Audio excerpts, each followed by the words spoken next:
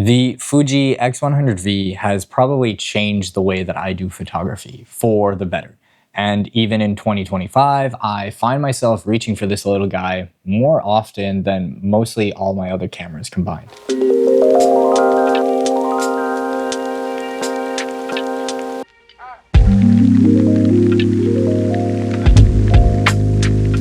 Now, I've been shooting with the X100V for over 2 years now. And even though there are better cameras with more megapixels, better autofocus, whatever, I still keep coming back to this camera. I want to share with you guys today why I keep coming back to this camera, what it's done to my photography, and how it's kind of like re-sparked this passion and love for photography with just a simple little point and shoot style camera.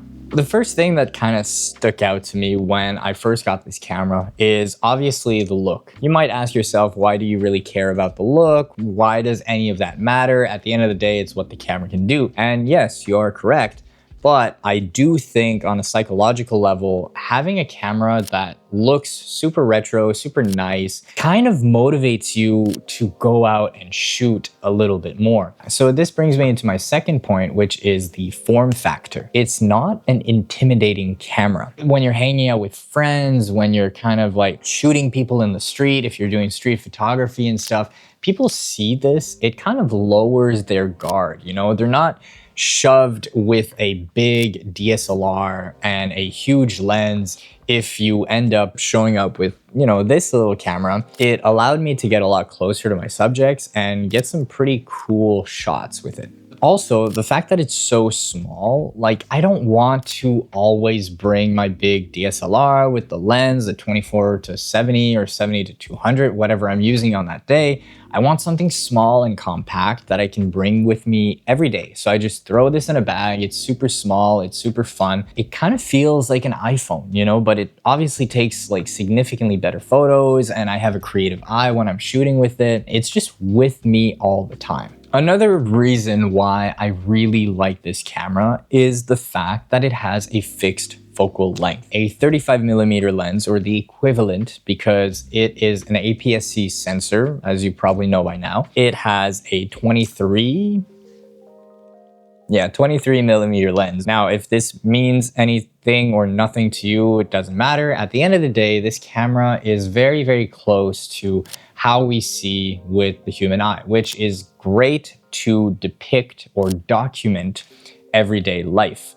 Now, it has enough wideness to capture the subject's surrounding while still being able to go close enough and do really, really nice portraits. But because it doesn't have a zoom on it, it forces you to move around. I think when I first got this camera, at least for the first 6 months, I was not really happy with the photos because I never really shot on 35mm that much for photography. And so when I had to kind of move around, try to find the shot, I found it very, very difficult because I was so used to zooming in. So that extra little bit of limitation forced me to move around, forced me to compose the shots a lot more, and also became a better photographer because of those limitations. Now, I really, really love that 35mm focal length for street photography. Obviously, the biggest selling point of Fujifilm cameras is Fujifilm's recipes. When I first got the camera, I was shooting with the recipes and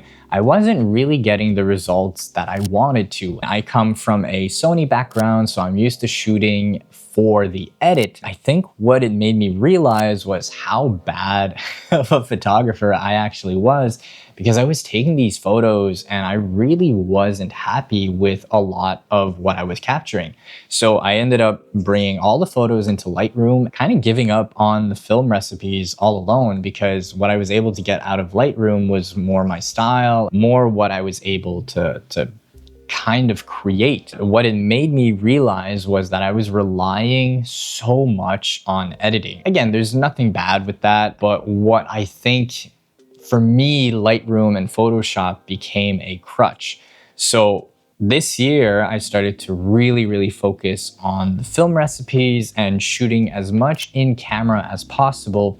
and just kind of sharing that, thinking about color, composition, leading lines, framing in general. And that made a huge difference to my work, to just my photography overall. It became kind of exciting to play with the different styles and the different film recipes that you had. I'll name a few that I've really been enjoying lately, which is the classic Cuban negative, the Kodak Gold 200, which is also one of my favorite film stocks, the overall Portra 400, which has been my go-to film for the last probably 10 years now. Probably one of my favorite things, and one thing that I haven't used enough. I'm going to probably make a little video series on just using the flash from the camera, but there's not a lot of cameras that have a built-in flash. Especially this one is really cool and really unique and allows you to get some pretty cool flash under high sun or dim lit environments. You can get those like Polaroid vibe, like flash photography.